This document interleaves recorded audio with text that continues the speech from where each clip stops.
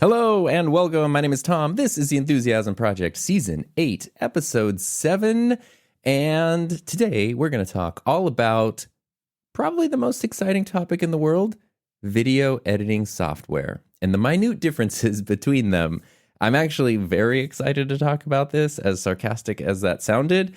This is a topic that I've had planned for a while, but I just kept pushing it back because other things just sort of felt more timely. And so I'm super excited to kind of dive into this today. But another thing I'm super excited to dive into is the sponsor for this episode, which is Riverside.fm, which I've been talking about all season. And as you probably know, I've used for a long time myself. If you're unfamiliar with Riverside, I don't know how you could be at this point, but if you are, Riverside lets you easily record studio quality remote audio and video from anywhere with no latency, regardless of internet bandwidth. I don't really know how they do that. It's magic and it's really nice. Riverside automatically records locally to each participant's computer and then uploads all of that to the cloud. So that means that your guests don't have to do anything and you'll still get full quality isolated audio and video tracks for each person. This is a very big deal to me because I think the easier you can make it on a guest to be a part of your show, your stream, whatever it might be, the better. Like the less legwork that a guest has to do, the better for everybody. And Riverside is really great with that. Those locally recorded files are supported all the way up to 2164K video and 44.1 or 48,000 kilohertz audio. So whether you're doing just an audio only thing or an audio and video thing, it'll work out pretty great. And making things easy on guests also includes that there's a mobile app to make things just as smooth as possible. You can just take those recorded files and publish those immediately. Or if you want to have a little more control and change things, you can put them in your editing software of choice, maybe one of the options we'll talk about today, and you can have separate audio and video tracks for each person. So if that sounds good to you and you'd like to give Riverside a try, use the link in the description of this episode along with promo code TOM15 for 15% off your subscription. Thank you again very much to Riverside.fm for sponsoring this episode and this entire season of the Enthusiasm Project. They are the very first sponsor ever, other than me and my wallet, of this podcast. So I appreciate that very, very much. And my wallet does too. And talking about editing software, let's just jump straight into this. So the world of editing software, let's set up some context here. Everything I'm talking about, for the most part, is just my opinion from my point of view. And the reason I wanted to share that is because I think maybe it will be helpful. The world of editing software can sometimes be confusing. And if you're new to video editing, maybe you don't know where to start. You know, what program should you learn? Should you invest the time in learning? And if you've been doing it for a while, sometimes you might feel like, oh, did I put too much time into the wrong software? Or should I be learning something else? Like, is the software I'm using, does it not really have a future? And so maybe I should be learning something else so that way my skill set doesn't just dry up and disappear too.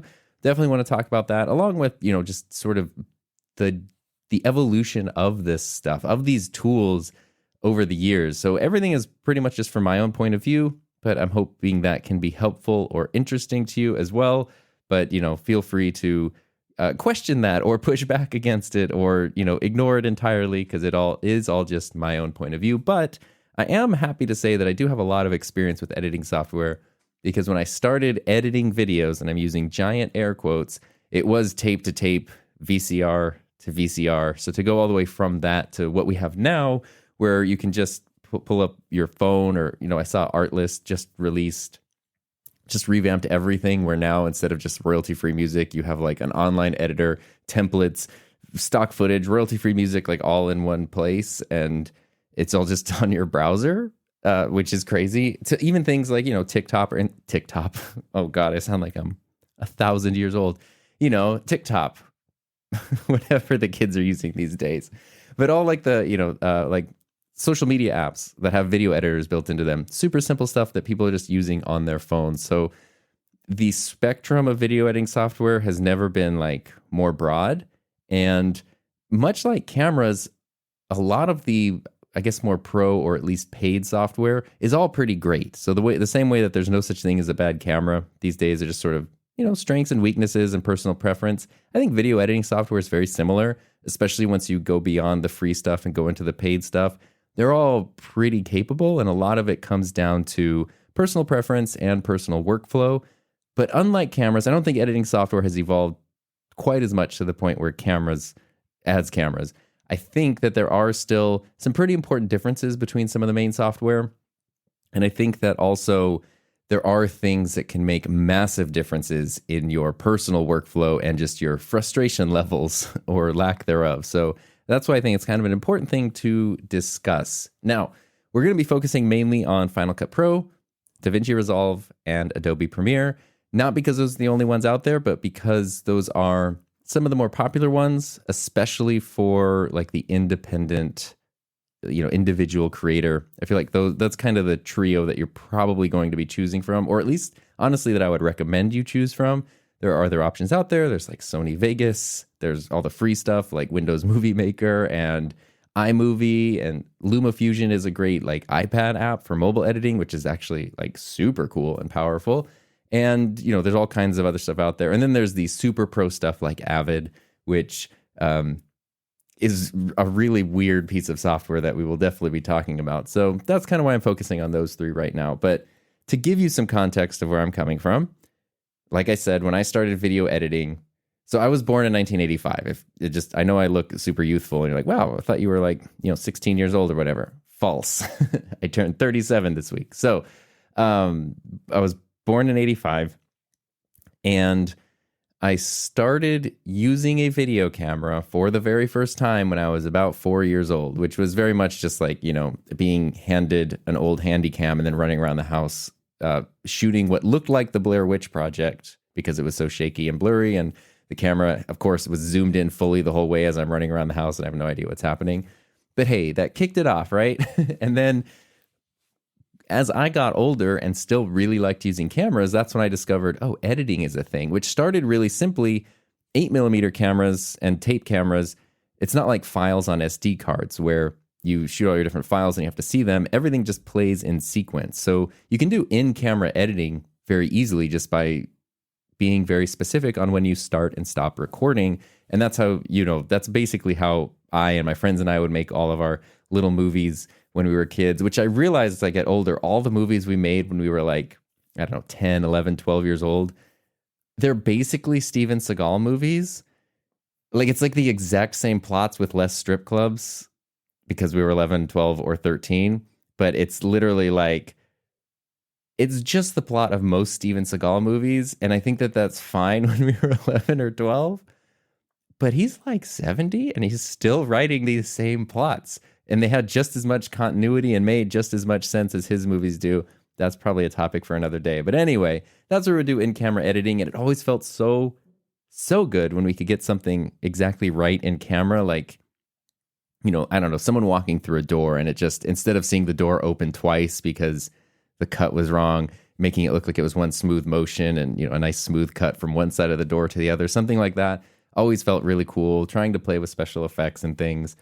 And then we got a little more advanced because we learned that you could record like from the 8mm camera to a VHS tape in the VCR and back and forth. So you could do versions of editing. Of course, every time you do that, every time you record something from one analog tape to another analog tape, you lose a little bit of quality and then you go back and you lose more. So by the end, it's a pretty jumbled mess, but it definitely taught a lot about, being a little more intentional with what you're going to edit. It started letting us shoot out of order. So especially as we got more into maybe being like 13, 14, 15 years old, that was where it was like, okay, we can go to this place and we can film all these scenes here. And then we can go to this other place and film all those scenes there. And then we can put them together out of order, later on, which is something we could never do before. It didn't look great, but it worked. It definitely worked. And there was always, again, something that was really special when things would match up. I remember a thing I liked to make was like, I guess it would almost be like just a travel vlog, a lot of like going on a trip. Here's footage of the place set to music, but not as nearly as slickly edited as things are now. But doing that on a VCR when you could like actually get to a point where you were like cutting to the beat was pretty amazing and very, very difficult to do, and sometimes just happened by accident, but still a really fun, rewarding thing.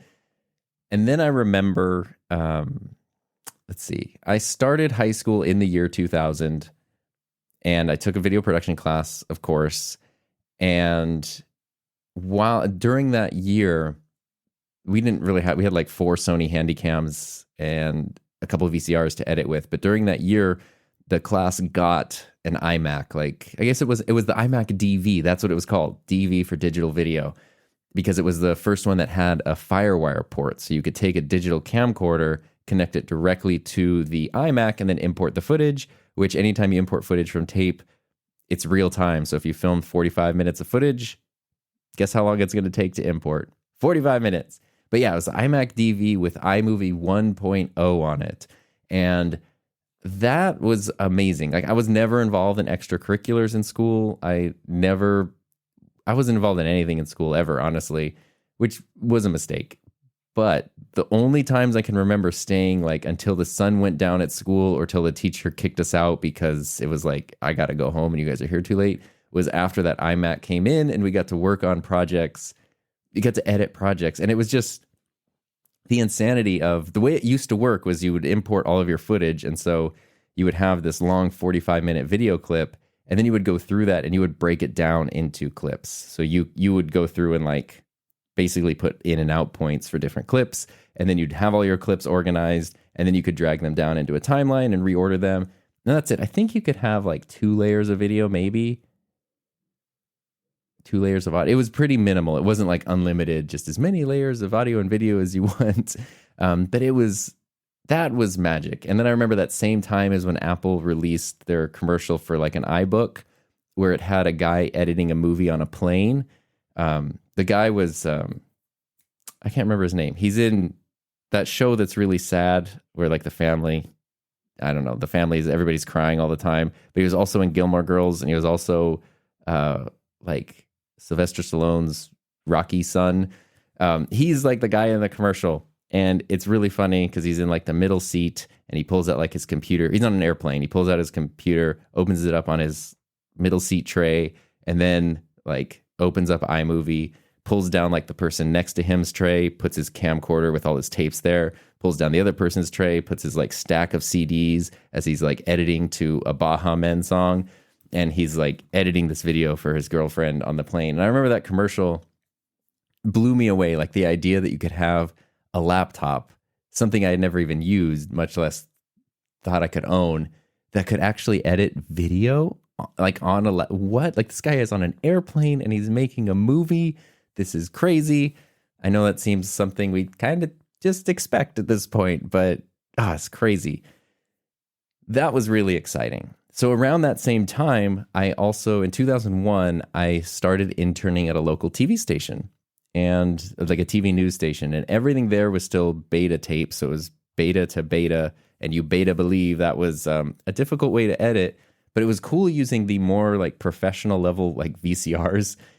And the reason they were cool was because you could set really precise in and out points like to the frame. So you'd have a tape that you were recording to and a tape you were recording from. So the one you're recording to, you would put it in a VCR and it'd be there, and you had like this little control panel, which was kind of cool, like big physical buttons and dials. If you've seen the Blackmagic speed editor for Davinci Resolve, it kind of looks like that, like a big knob and some buttons and things. And you could go to exactly where you wanted, hit an in point. You could even go and hit an out point if you wanted to like insert something in between 2 clips. And then you would go to the tape that you were taking footage from, do the same thing, find your in and your out point, and then you would push like this automate button, and the VCRs would like rewind and sync and then record like automatically to the frame. It was very, very cool. It's very, very time consuming because you had to do that every time you wanted any shot anywhere. And then if you wanted to like move stuff around, you essentially had to record a whole chunk of your timeline to a tape, put that on another tape, put in your other shot, re-record that part of the timeline back. But the cool thing with these like beta decks was that there wasn't that quality loss from tape to tape, so it still looked as good. It's, it was all standard definition stuff, but it still looked the same quality as before. And that was pretty fun. I stayed at the TV station for a few years, and by the time I was leaving, I had been able to start to learn like basic Avid stuff, which they eventually did move into. Like they were starting to move into digital nonlinear editing and Avid, which still all had to be recorded down to a tape. And then when the news broadcast started, I had to physically like run a big cart of tapes like into the master control room so that they could put the tapes in order in all the decks there, so that, you know, when they wanted to show a B-roll clip or play a recorded package, someone in another room would just press play. And then it was like, it's crazy that that's just how it worked for decades. But yeah, so that was kind of like where I started. iMovie was really simple, and then the TV station got Avid. There was this really basic version of Avid that was like, I forget what it was called. It was intended for newsrooms, and it was supposed to be really, really quick, even like Quick Cut or something. And it was supposed to be so like a field reporter could get their stuff, edit something together super quickly, and then put it out like on TV. So it didn't have like huge effects or collaborative stuff. But the TV station's promotion department, which produced like local commercials and maybe some of the more like in-depth news stories, kind of the stuff that had like more graphics and more production value, they had like regular Avid Media Composer or whatever the version of that was in 2003, 2002, 2003. And we're editing stuff there. So I started learning that, which was really fun. And then I tried to get like, what was it, like Avid Express or something. It was like a home version you could get, which I could never get working because I didn't have a computer powerful enough to get it. So if you don't know what Avid is very high-level professional editing software. It is incredibly complex to use and requires pretty insane infrastructure to set up. It might be slightly different now, but for the most part, it's not really something that you can just take and install on like your computer. You kind of need like infrastructure to run it.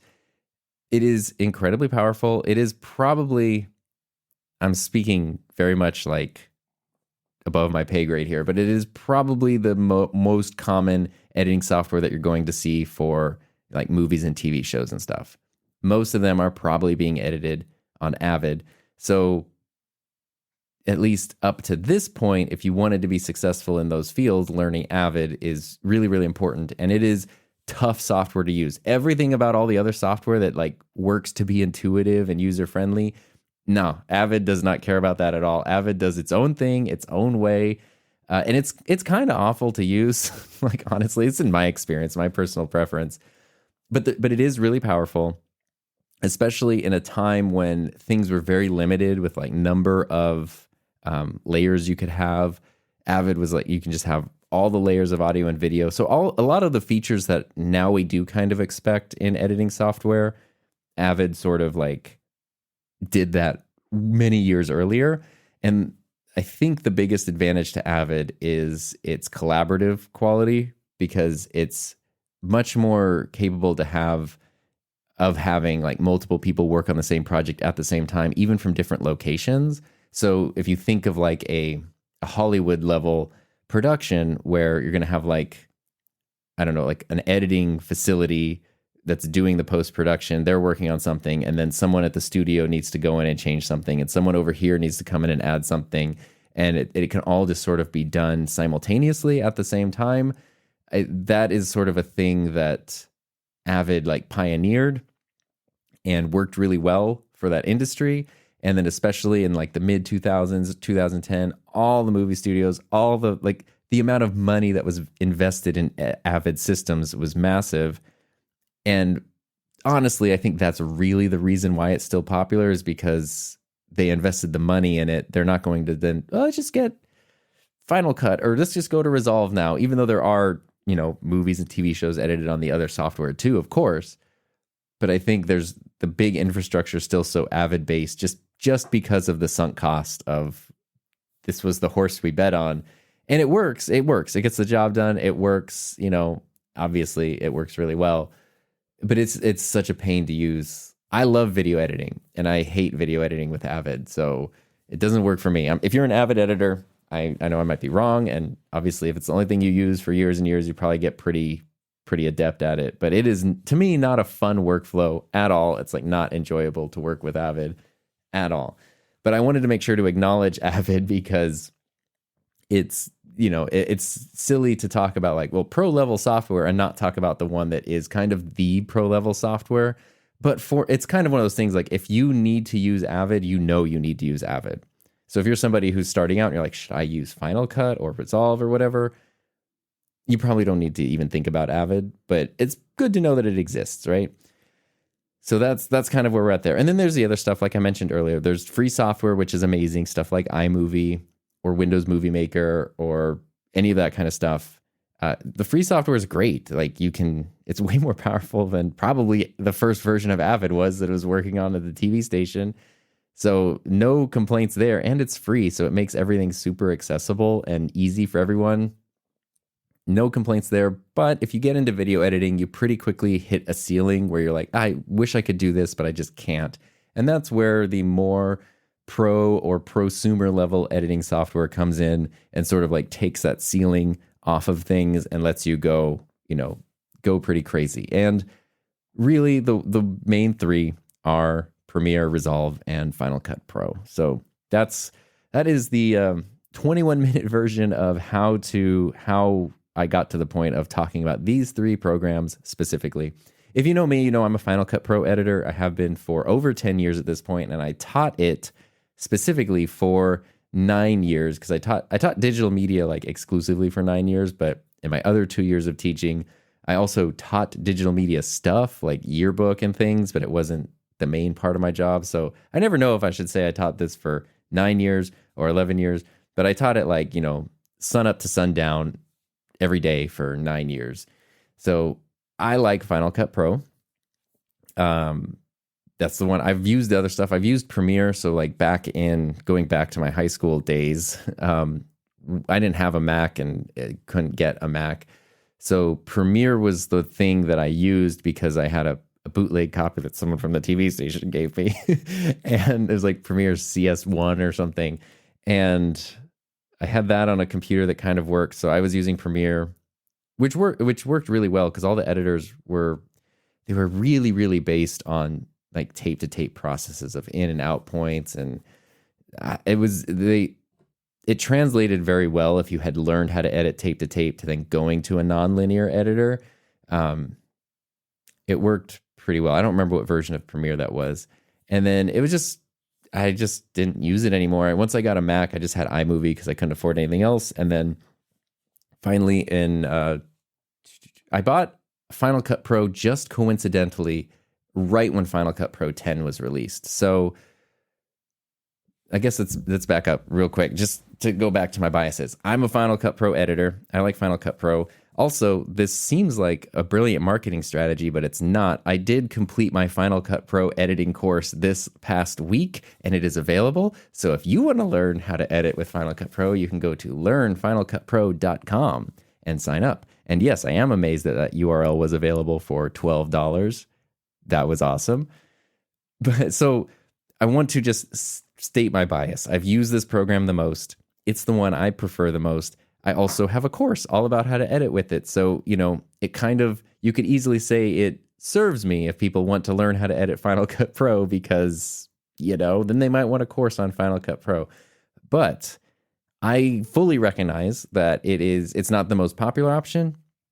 It's not necessarily the best option for everybody. It's just the one I prefer. So I'll definitely explain that. But I also want to dive into the other options as well because I've used all of them. But the thing with Final Cut Pro is that prior to 2012-ish, I think that's when Final Cut Pro 10 came out, 2011, 2012, Final Cut was really popular. There was like Avid. Premiere just sort of became a mess and just sort of did its own thing over here. And then Final Cut came out. They had all these different versions like Final Cut 1, 2, 3, all the way up to Final Cut 7. And that was like gaining a lot of traction. It was a very popular, like if you're not using Avid, you're using Final Cut Pro. What nobody thinks about Premiere. And then what Apple did was they went from Final Cut 7 to Final Cut 10. And Final Cut Pro 10 was very, very different.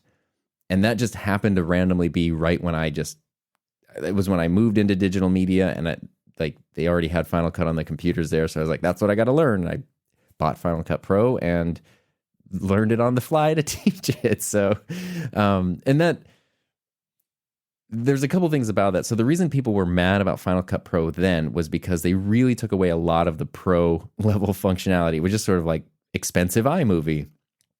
It was still $300, but iMovie's free, and they were kind of the same. They looked the same. The Final Cut didn't have that much more functionality than iMovie. And so what a lot of people did was they were like, I can't keep using this. Some people hung on to Final Cut 7 for a long time, but as like HD and more advanced workflows became more popular, it didn't support that, and different codecs and things. So people had to move on from Final Cut 7. And then Premiere like sort of cobbled itself together into something that was more functional and probably more reminiscent of Final Cut 7. And there was a huge like wave of people that moved over to Premiere, and Final Cut just lost so much of its market share there. And because people just felt like this is not pro software. And it wasn't.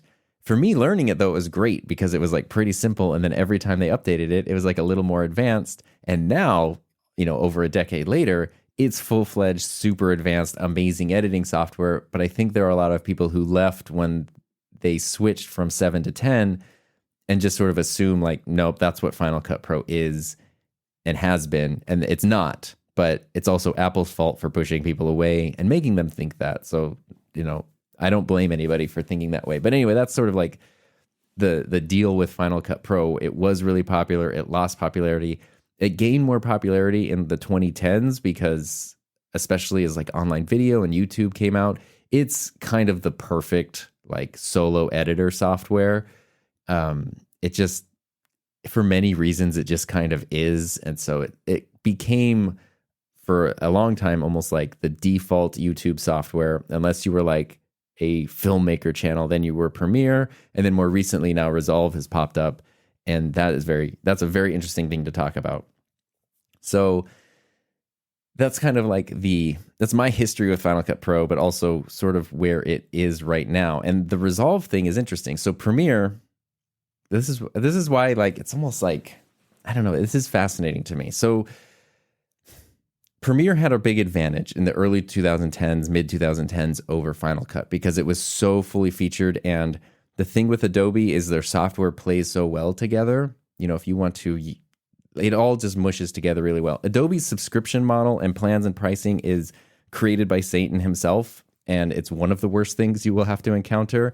I am not joking when I say that like a significant portion of my job as a high school teacher ended up becoming Adobe Enterprise Management because I had to manage it for my whole program, which then also was just randomly the district too, and other schools and other programs.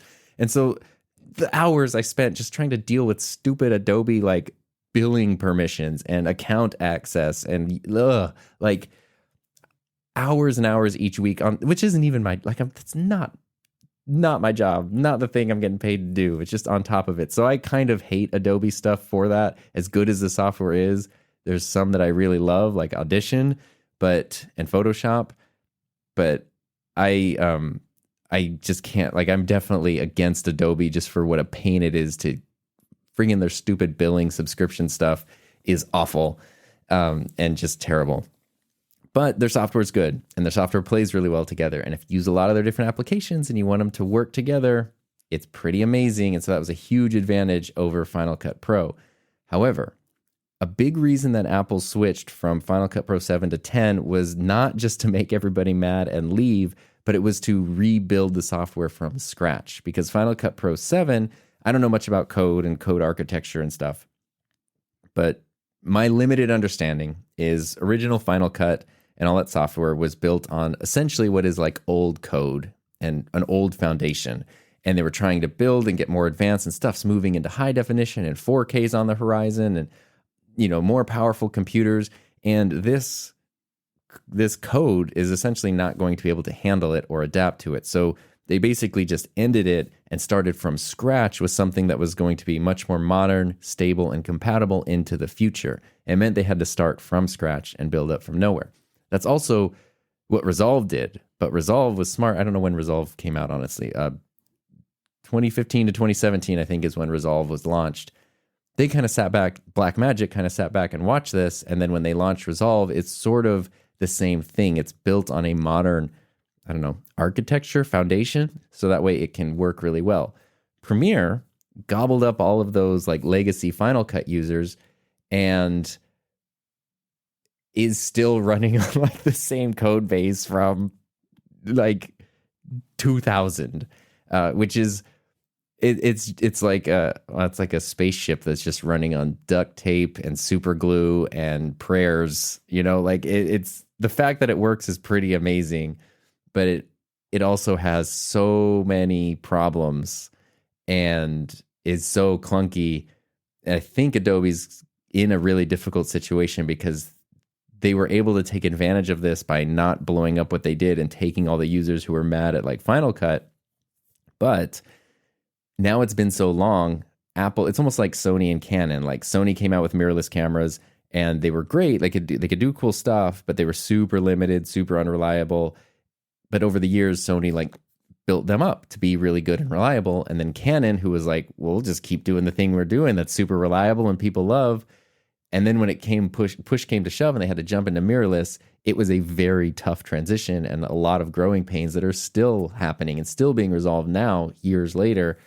I think Adobe's in that same spot where it's like they've been able to keep a lot of people happy because they sort of kept things going, but like the day of reckoning is upon them where they're going to have to adapt and change things. And I don't know how they're going to do that smoothly, because going from just one regular version to another is not a smooth process, much less like something that's built entirely differently.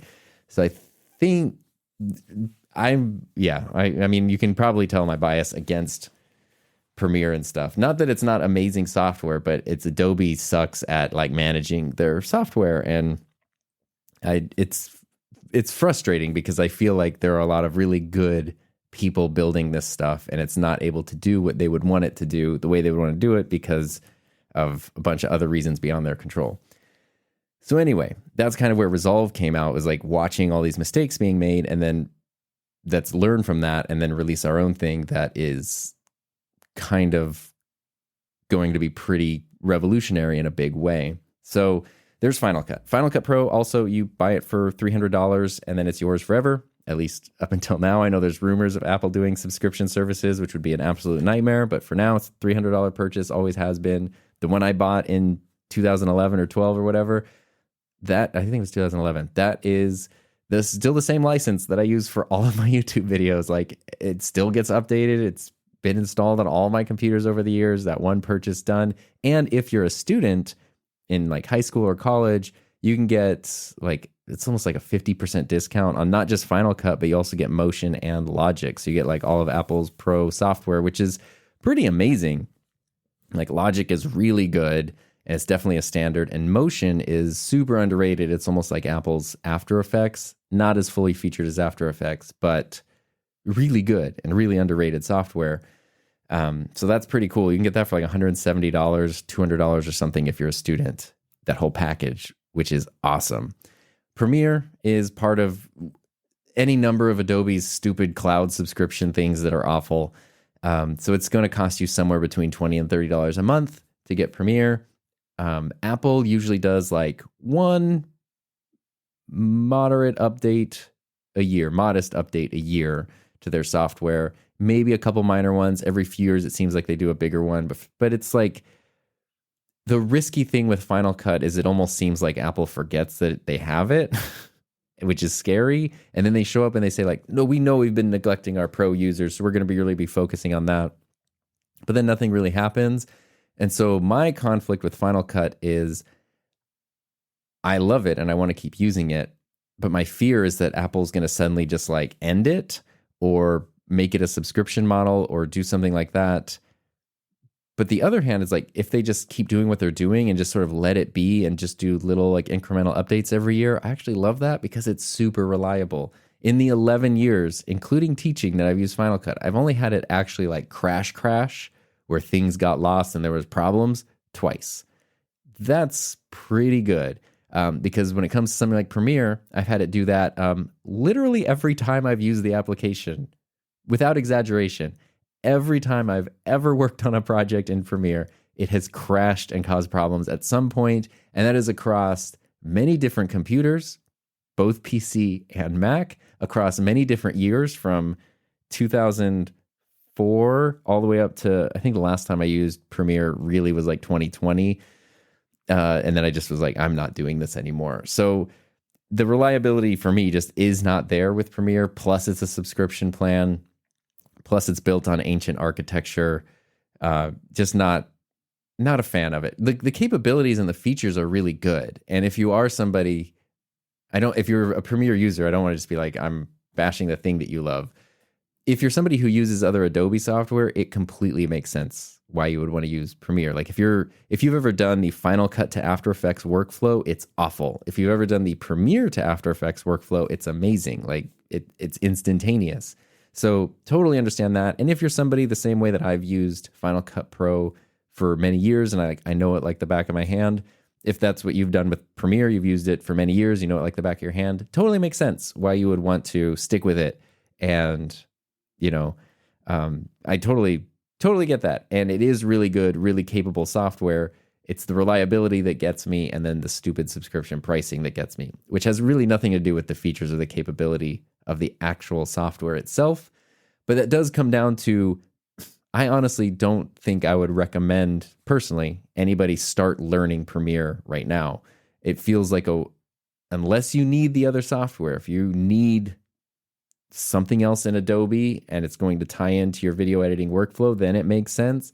Otherwise, I would be very wary of learning Premiere right now from scratch. And I would definitely consider learning something like Resolve. Obviously, I love Final Cut, but I kind of think Resolve is a very smart choice for people to learn if they're starting from scratch. Bet you didn't expect that. Bet you thought I was going to say, this is why Resolve is bad and you should learn Final Cut. I have nothing bad to say about Davinci Resolve. I think it is amazing software and I appreciate it very, very much. And I've, dabbled in learning it, but it's so frustrating when you're really familiar with something, like I can do everything I want to do in Final Cut Pro, like quickly and easily. And then I go to Resolve and I'm working and I'm constantly going over to a Google window. Davinci Resolve, how to do XYZ. Okay. Davinci Resolve, how to do, 1, 2, 3. Okay. And it's part of the learning process. You have to do it. And I know if I were just like, I'm only going to use Resolve for 2 months or something, I would learn it really well. But I have no urge to do that because I still love Final Cut. So I'm actually very interested in the Final Cut versus Resolve discussion. The things about Resolve is pretty amazing. It's free. The basic version of the software is free, which can edit up to 4K video. Basically, if you're not doing something crazy like 360 video or you need a ton of effects editing and stuff, you're not really going to be limited by the software. And if you do find yourself being limited and you need to buy it, it's the same price as Final Cut Pro. It's $300 one time and you're done. So both Final Cut and Resolve are just one-time purchases and you're done. And if you buy a Blackmagic camera, so if you buy any of like the Pocket Cinema cameras, some of their other equipment too, but especially their cameras, it comes with Resolve for free. So that's pretty cool. And it's Mac and PC compatible. So as far as capabilities and things, it doesn't really matter on the platform. But that's the other thing with Final Cut Pro is it's $300, which is very affordable, but it's Mac only, obviously, because Apple makes it. So it's $300 plus having a Mac, which is, potentially a little bit pricey.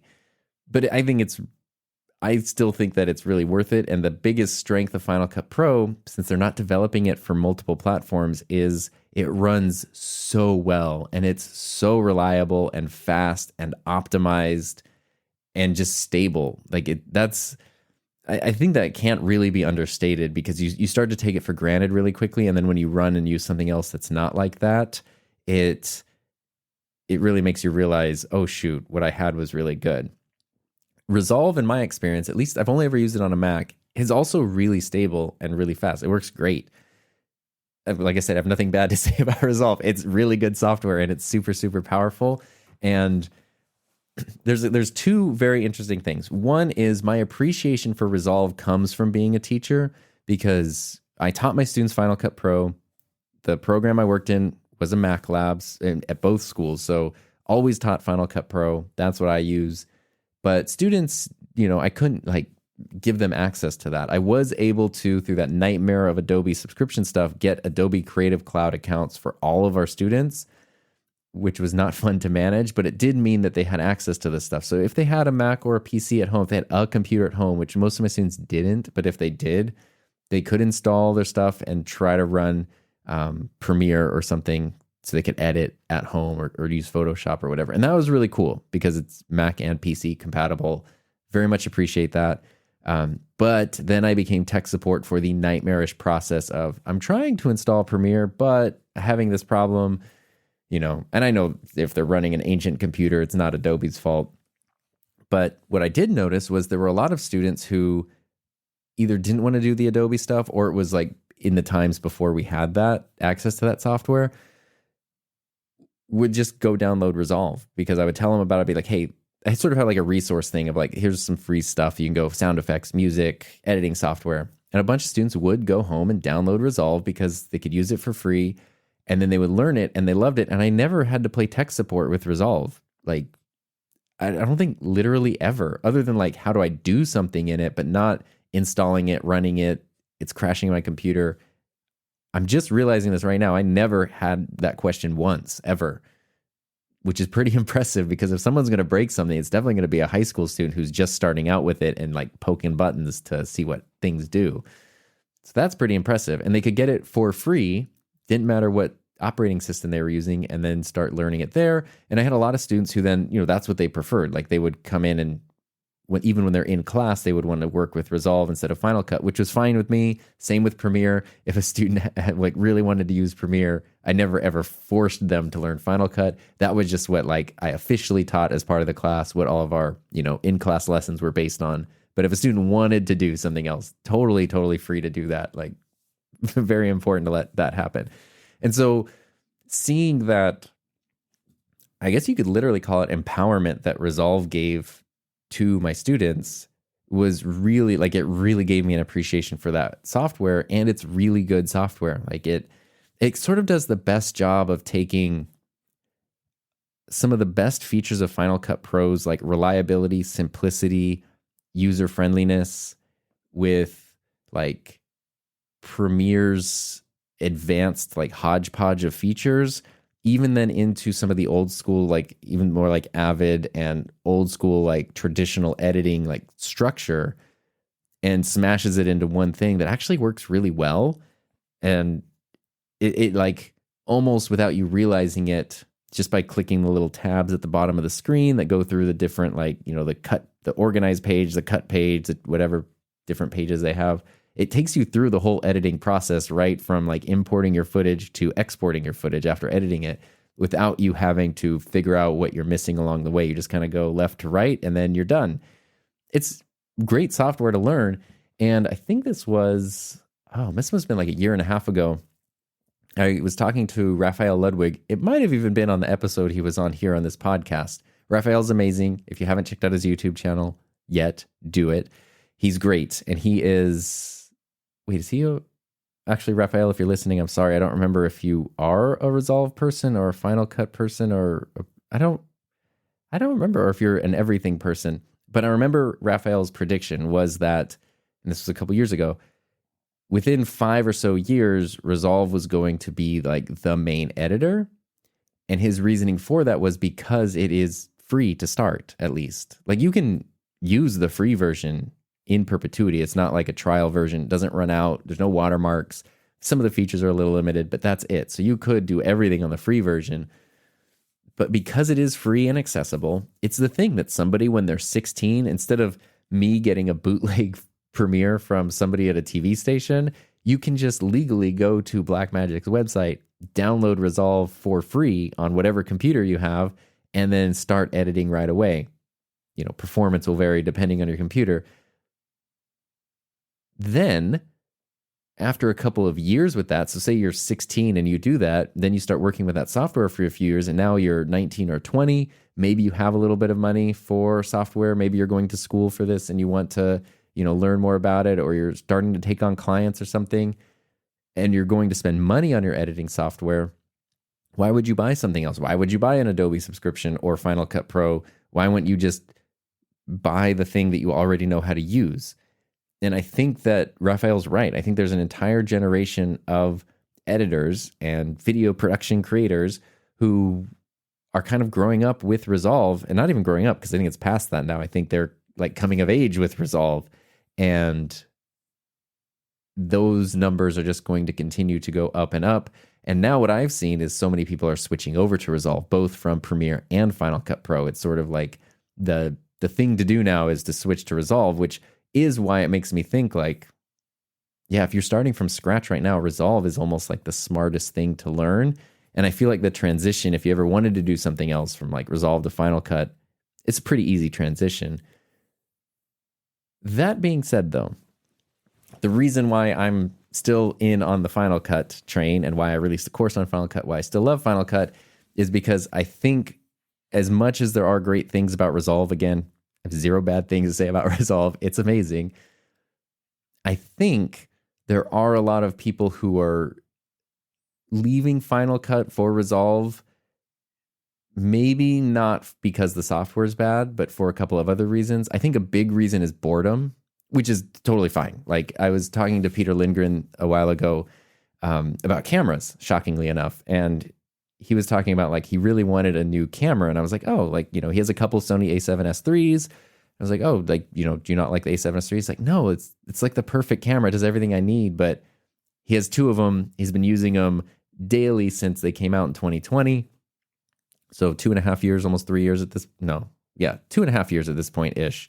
And, you know, he uses his cameras a lot, like thousands and thousands of hours on these cameras. And he's just kind of like, I just kind of want, you know, just want something different. Like just want to try something different, which is a very valid thing. Like that's, you know, it's a very valid thing to feel. And I think that there are a lot of people with Final Cut Pro that sort of feel that way. And I've felt that way when I go into Resolve and I'm like, oh, it's kind of cool. Like it's a different interface. Things work a little differently. I can do this over here. Like it's really good software. So I think a lot of people switch just out of boredom because it's like, I've been using this thing. Now I want to use this thing over here. And I think that's a very valid reason to switch. I do think though, that one potential mistake is what I mentioned a while ago, and that's people taking for granted Final Cut Pro. The stability, the speed, the reliability of everything with it, and just sort of assuming like that's how everything else is going to be, because this isn't criticism of Resolve, but it is something where it's like, my exported file doesn't look quite like my timeline file. Like there's it's not that the program is doing anything wrong, but it requires a lot more like hands-on work to sometimes get the same result you would get in Final Cut Pro without having to do anything. And I think that's something you kind of take for granted when you use, like, you know, I love Final Cut because I don't really have to think about Final Cut that much. Like I think about my project. I put the stuff in, I work on what I'm working on. The software like kind of just gets out of the way and lets me, it's the closest thing to being able to just move stuff around with my hands in the way that I want as possible versus like feeling like I have to use a computer to create something. And to me, that's a hugely valuable thing of Final Cut Pro.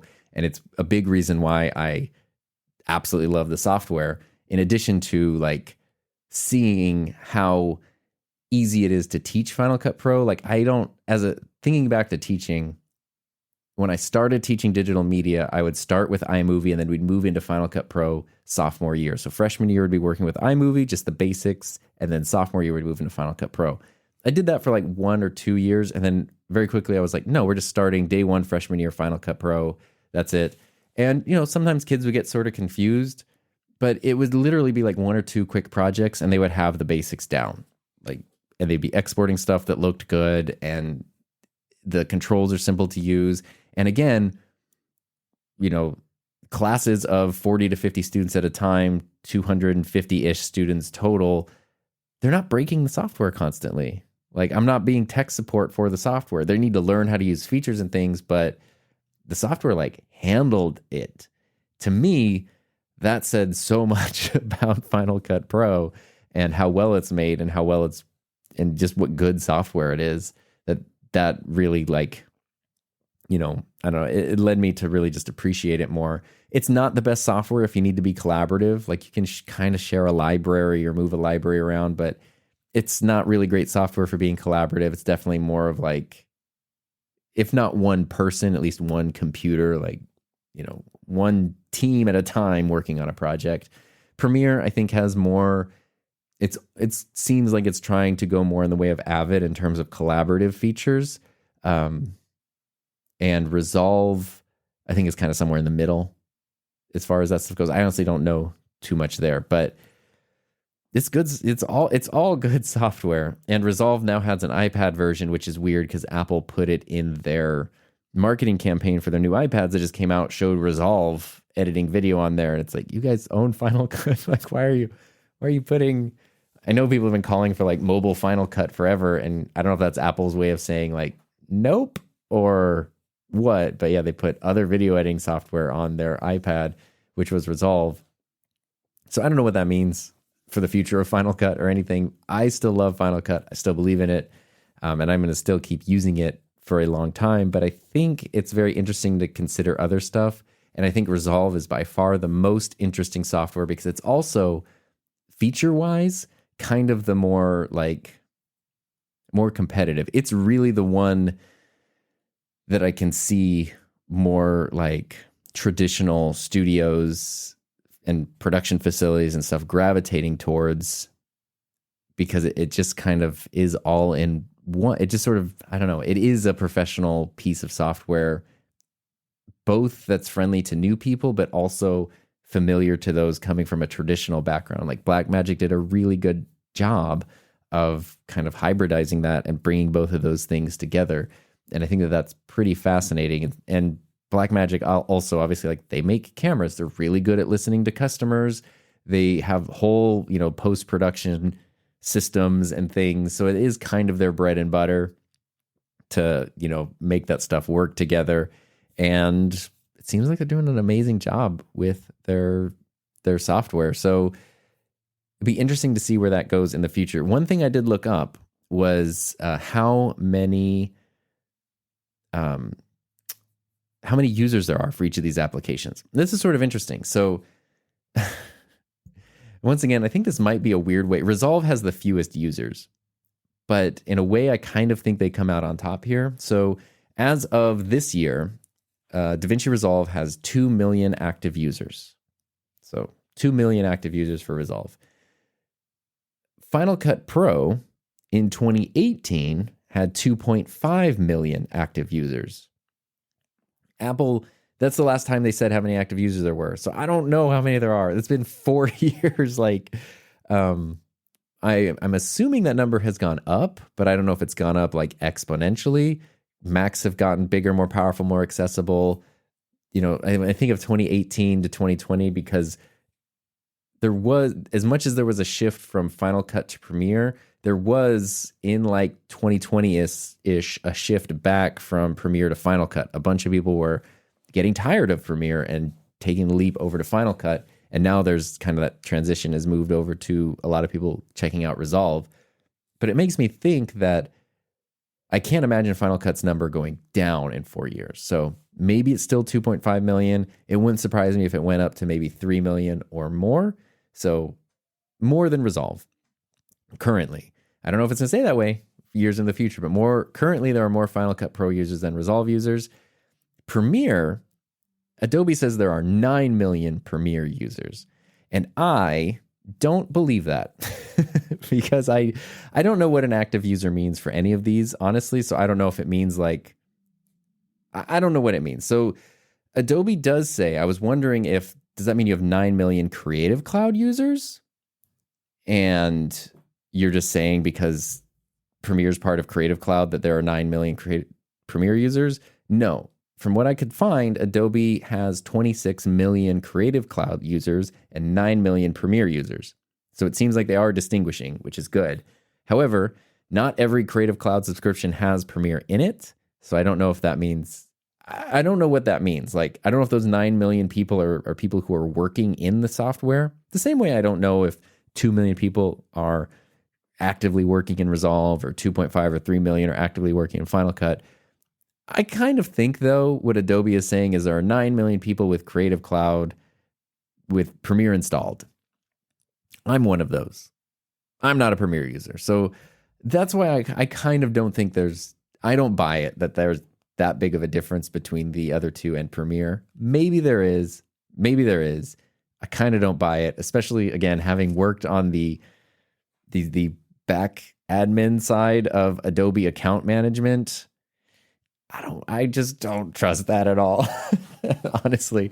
But it's interesting. So it kind of sees, I do believe, whatever the number is, I do believe that Premiere has the most users out of these three currently. I totally would believe that. I don't know what the margin is. I don't think it's like 6 or 7 million users. But I do believe that it would be the most, maybe by several million.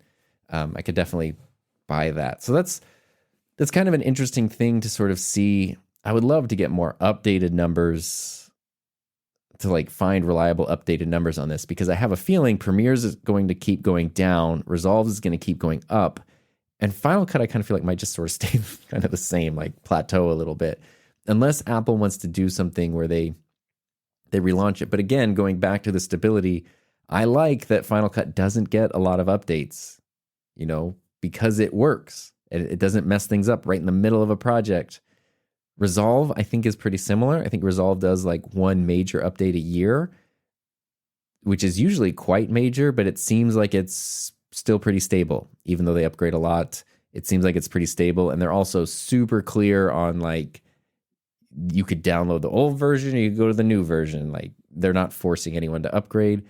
Again, Adobe, they do their one annual update, their big update where things go from like Premiere 2022 to 2023, Photoshop 22 to 23. Like, they do that every year, but they do so many other updates, which seems like a nice thing until you realize it can ruin everything. And even though I have like auto updates turned off on my Adobe account, there are still times when stuff gets updated that I didn't ask to have it updated. And then it can cause problems, because the last thing you want to do in a big video project is then do some kind of update that's going to change the library or the files or how the codecs work. And it feels like Premiere does that constantly. So sorry, I've been burned too many times. A couple of years ago, I thought I was being too harsh on Premiere. And I was like, you know what? I'm going to only use Adobe Premiere for at least a month. Like, I'm not even going to open Final Cut Pro. It's not an option. I'm going to pretend it doesn't exist and do all my projects, both for my YouTube channel and for my day job, because we were working on some like special projects at my teaching job at the time. I was like, only going to use Premiere for everything. I made it 14 days before I was like, screw it, giving up. I was going to make a whole video about it and everything. And I was like, nope, because it crashed every day. And this was different projects on different computers, different operated, like it just crashed every time. And in new computers, like this was when like the iMac Pro was new. So I was running on iMac Pro, crashed a bunch of times. Running on my personal MacBook, crashed. Running on a regular iMac, it's crashed. Like, oh. And then you can set it to auto save, but it doesn't actually auto save all the time. It's just kind of random. Whereas like Final Cut Pro constantly saves. So even if it crashes, you just reopen it, it's right back where you were. And Resolve, I honestly can't figure out Resolve's autosave stuff. It seems like it does a pretty good job, but it also lets you manually save. So I'm still doing like manual saving to be safe when I use Resolve, but it also, I've never had Resolve crash or mess up on me either. So I want to give it credit where credit is due as far as that goes. So yeah, I know I feel genuinely bad for saying so many negative things about Premiere. The software is good. The underlying like foundation of it is outdated, and I think that's causing problems. And then Adobe, because simultaneously they're working with outdated software and trying to continuously update it constantly. It's like your gas tank is on empty, but you're still putting the pedal to the metal. Like, don't do that. Maybe take some time to rebuild your engine a little bit and help the car run a little bit better. And Adobe just isn't doing that. I don't know if they can do that. Like, I don't know if they can. It's going to be interesting to see. They have to switch to a more modern version of Premiere at some point. I think ideally they would like it to look and work the same as the current version. I don't know if that's going to be possible or not. And I don't know what that transition is going to look like. And it seems like it might be kind of risky for Premiere, at least in terms of people who don't need other Adobe software. So they're pretty set. If you need After Effects, Premiere makes so much sense.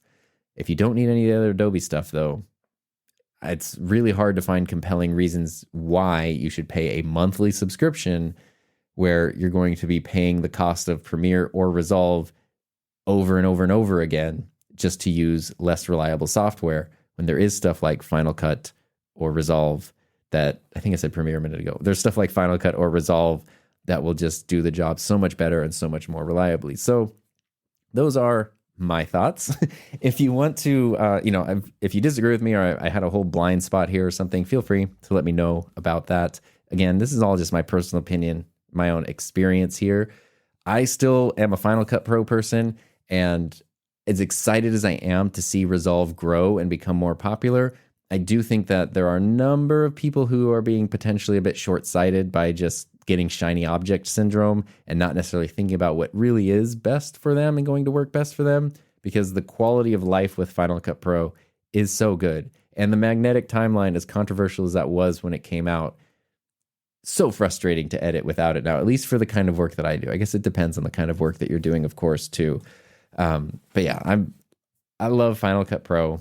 I really, really, really hope that there's a strong future for the application.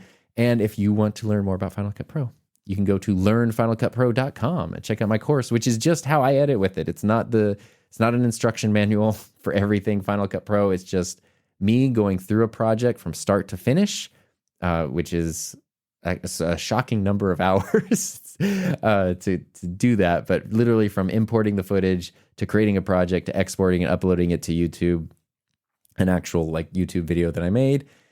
And it also has supplemental lessons for things that aren't, like, I didn't use titles or transitions in that project, so I did an extra lesson that's all about titles and transitions, or editing your audio with an advanced editor, shooting with 2 cameras, like all that kind of stuff.